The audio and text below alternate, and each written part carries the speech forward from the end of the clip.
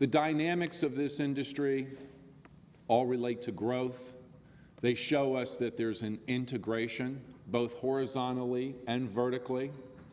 Each piece of the life science industry is important to the other, and that's something I've learned since being a member of the Life Science Caucus, that one cog does not succeed without the rest succeeding.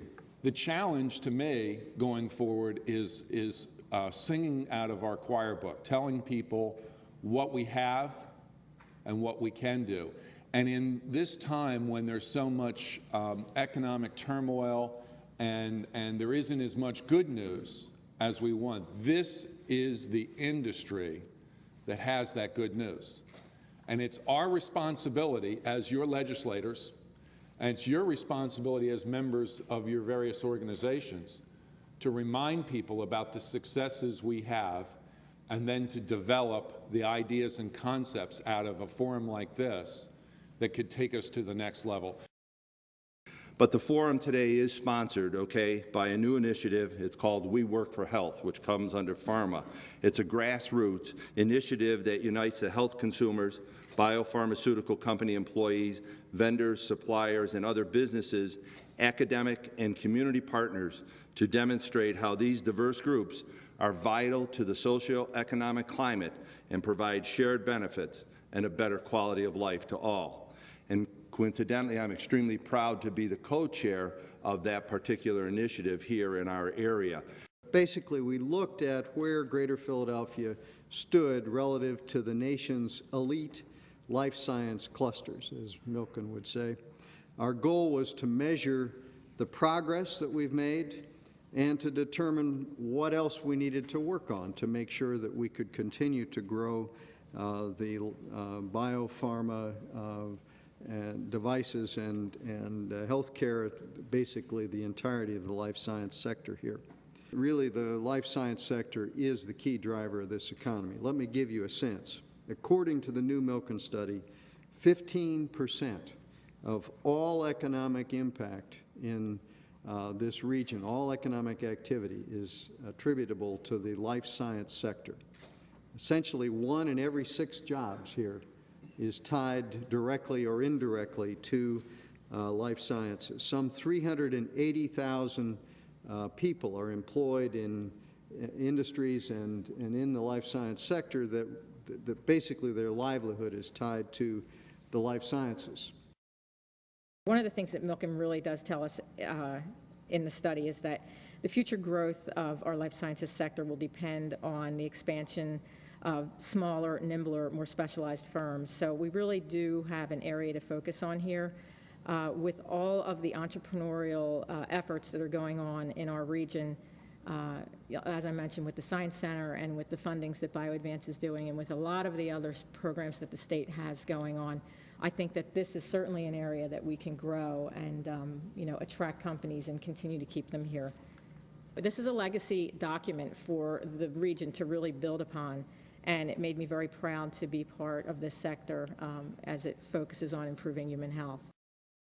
The Continuum. If you stop and think, hopefully most of you have seen this before.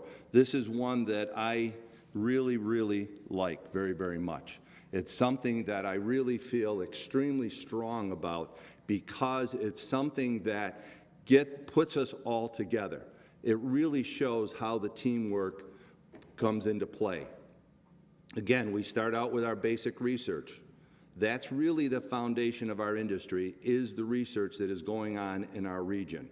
We all know it. We know the institutions, and we know what happens and what they're doing. And so it's very important that we understand that's the building block, because from that, we then move into the emerging companies. The emerging companies are where we move that technology out, where we're able to really see how things are going to become to fruition, hopefully to commercialization.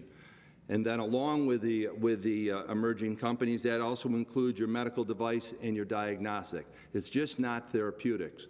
A lot of us, tend to think at times we think strictly in the therapeutic arena, but there's a medical device and a diagnostic, which we have an extremely strong community here in our overall region. And then when you move on from there to the developing companies, okay, the companies that then really start to bring product to the market. And then from that, those are what we refer to as the mature companies. And then from that to the global pharmaceuticals. So you've got that whole continuum. If nothing else, that puts everything together. That's something that really all of us should have in our mind as to how does it really work? And how do we work? We work together in all facets. Okay, we work because the companies, okay, the larger companies mix with the small companies. They put together agreements. They've got licensing agreements. They've got other partnerships where they work together. So that's very, very important. And again, between the industry, which makes up most of the continuum, and the research institutes, okay, the agreements there that we put together in order to continue to bring that forward. Because if we all just stuck right there at the very beginning and said, oh boy, we got a great research institutions with great technology, but nothing happens, we aren't going to gain anything. And what the ultimate goal of our overall industry is to help alleviate, okay, the pain and suffering that all of the patients throughout not only the Commonwealth, but throughout the world. My career experiences have given me a frontline view of what emerging companies need to succeed. At its most basic, it boils down to this: funding, funding, and more funding. Of course, that's in addition to access to a talented workforce, a network of business support, appropriate workspace, and a driving passion for what you do.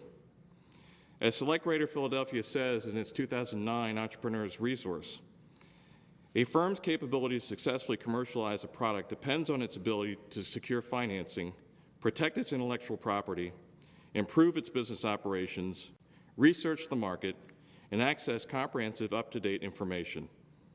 I would add one less quantifiable necessity: access to the regional community, academia, and innovation. So I think, as the continuum shows, that in this life sciences area here, we are all very much interconnected and also interdependent. One part of that continuum does not succeed without all the others succeeding. So, you know, during this time, this challenging time, I think it's more important than ever before for all of us to work together, to support each other.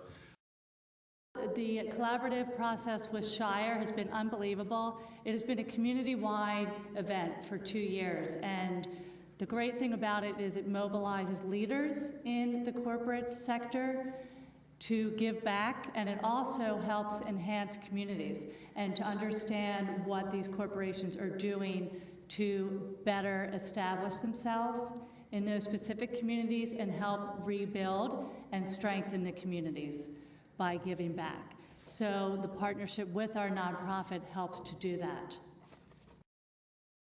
Some of us may be sitting here wondering, I don't get it. Why is Kelly Clark here talking about cradles to crayons with Shire? And I'm here to share with you, along with Kelly, if it's not clear yet, that life sciences in the greater Philadelphia region is equally important. It's more than just about the therapies and the medicines and the research that come out of the labs and the benches that our scientists are working on. It's about people. It's about helping people, whether it's through community relations or whether through its great research that comes out of it. With the leadership that you see here today, going all the way from Tom and Ellen and with Steve and Gary and Matt and Kelly, and again with our representative Scott Petrie, you've got leadership that's in play, coupled with yourselves, that are going to allow us to continue to grow. I mean, it's really very, very simple. I mean, to me, it's basic 101. It's blocking and tackling, not a big whoop. It's just a matter of hanging in there and doing it. And I just really want to please join me in thanking everyone here this morning for all that they've done, because the part of the continuum that we don't always hear about is a part that Matt and Kelly do that we as individuals and companies sort of take for granted. We ought to give back to the community. We do it. But it's a part when you weave the We Work for Health into play, it's a part of We Work for Health that is also very important. So you put all that together, and guess what? We're extremely successful.